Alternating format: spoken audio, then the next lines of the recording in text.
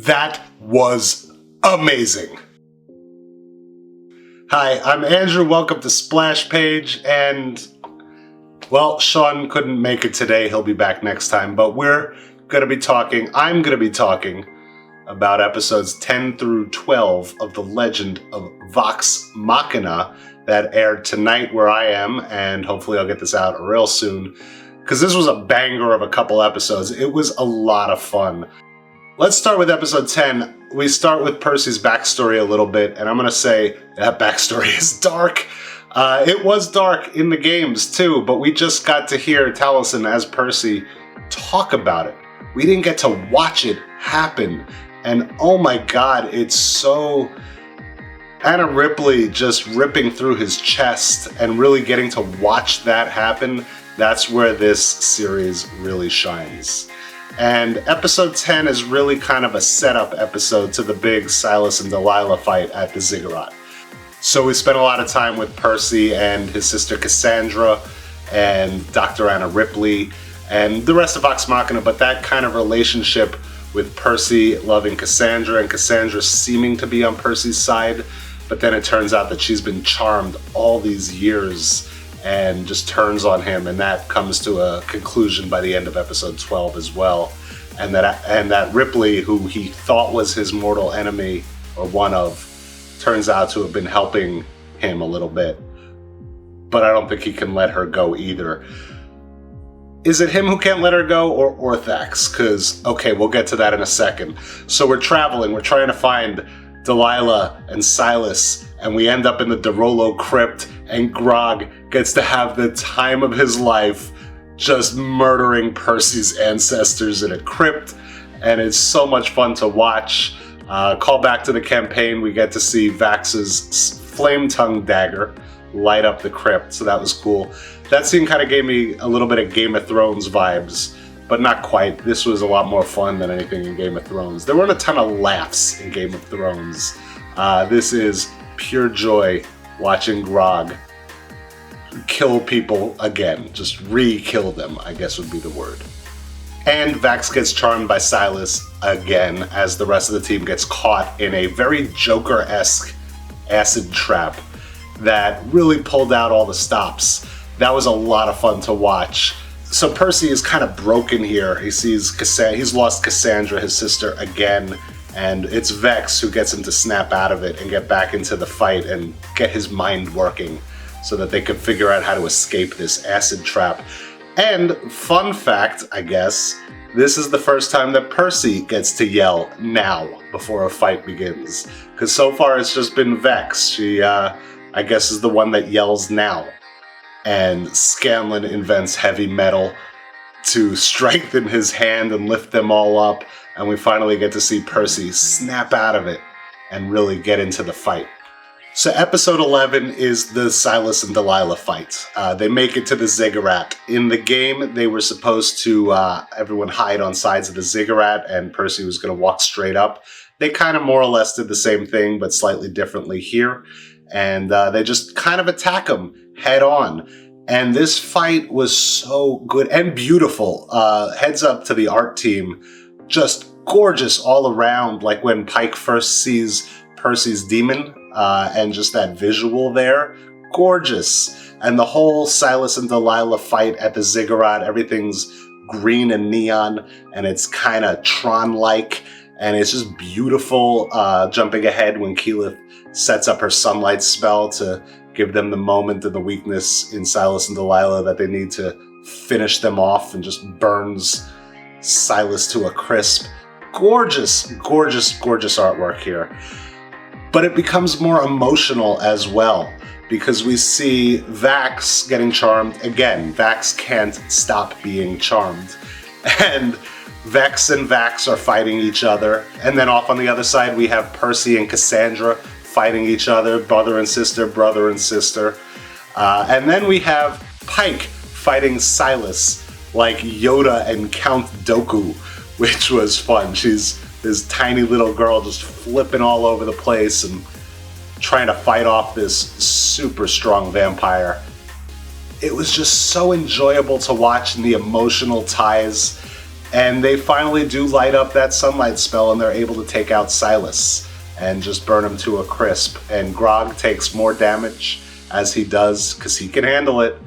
He takes the sunlight spell, and he takes the acid bath earlier. He's like, listen, I've got a lot of strength. I've got a lot of hit points. I'll take some damage if it helps the team. I loved watching Grog not get charmed by Silas. He's the dumbest of the group, but he's the only one that saw what was coming. And Dungeons & Dragons style, that is a barbarian raging is immune to charm. But television show-wise, that was just sometimes, you get lucky. You're so dumb, you're kind of smart. Because if I can't see where I'm swinging, then neither can you. And he gets lucky and gets a shot in on Silas. So yeah, that was a lot of fun the way they turned that. And the really emotional moment towards the end of that episode, towards the end of the Silas and Delilah fight, as Keyleth is killed. And Pike's connection is cut and she can't help. And you see Vax just desperately trying to remember the magic that Keyleth had done earlier, and it's not quite working. And there's a spinning ball of death there, and they don't know what it is.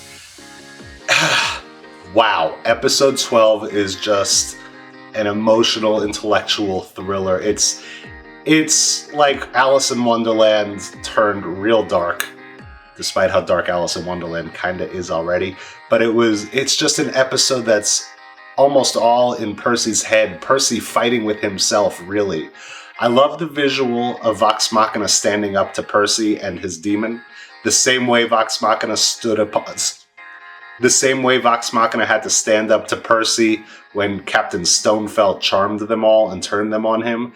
Watching how he came to be where he is, and watching this demon infuse him with anger and revenge and give him what he thinks he wants.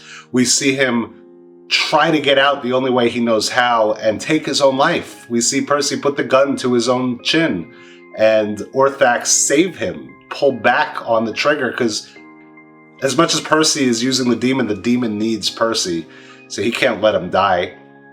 And it's a whole episode of the team fighting Percy and his demons. And really it's a Percy fighting his own demons. I can't say this enough. Just so beautiful to watch, and gorgeous and intense and nail-biting, despite knowing the ending. So let's get into a couple of little Easter eggs in there. Grog got to pick up Craven Edge, which is nice. I'm very excited to see where that's going. We saw Uriel Taldure stand down and decide that sometimes friendship is stronger than royalty. Which, okay. But he stands down and hands over power to the council, of which he will still be a part of, just before 4 dragons show up. So that's something to look forward to in Season 2. We'll have the Chroma Conclave story, where they're going to be fighting a handful of dragons. So that's going to be fun. A couple of lines that I loved from the campaign that they brought back to the show, like when Silas is killed and Delilah has the line, "I broke the world for us." So heart-wrenching. I gotta give it up to Matt Mercer. He really is good at writing these villains, and non-villains, but so good at that. You really feel for her in that moment, despite how evil and just pure evil she is. We got to see Vax's Flame Tongue dagger show up in the tombs. We got to see the Spinning Orb of Death, which I don't even remember if that had another name in the game. It was just the Spinning Orb of Death, and we got to see it kill someone. That was real graphic. They did send one of their holy men down there to check it out. Hopefully it's not dangerous. It is. We got to see Cassandra take over Whitestone, the rule of Whitestone, and Keyleth stutter and freak out when she learned her new spell, Tree Stride. We got to see Vax and Keyleth's romance kind of fizzle out a little bit. So we'll see where that's going next season. But they're both a little uncomfortable and weirded out, and there's feelings there, but neither of them really knows how to deal with it. So hopefully they could get their crap together and figure that out. And another amazing Taliesin ad-lib when he talks to Anna Ripley and says, "You're the luckiest person in Whitestone right now because you're at the bottom of my list." It's just pure epic awesomeness all around, and they really captured it perfectly in this show. And I'm gonna stop gushing about it now. So I think we're done with this. What was your favorite part of the show? I mean, there's so much going on there. There's so many interpersonal relationships, and there's Percy and Cassandra, there's Vex fighting Vax, there's Percy fighting himself, or Orthax really, and then the moment where Scanlan finally dissolves his gun, and that wonderful line when Percy freaks out, and he's like, "You know how much that cost? That was so much Well, I'll be damned. No, Percy, no, you won't be damned, because Scanlan just saved you." I don't know what to do here. We've got so much time now till the next season of Vox Machina. What are we going to do with our time? I don't know. If maybe we should all get together and have kind of a VMA meeting, not the Video Music Awards. I was thinking Vox Machina Anonymous. But either way, maybe we can watch the VMAs. Hopefully Invincible comes back soon, and we can dive a little deeper into what Vox Machina is thinking in their different fights. But until next time, I'm Andrew, this is Splash Page, and have a great night.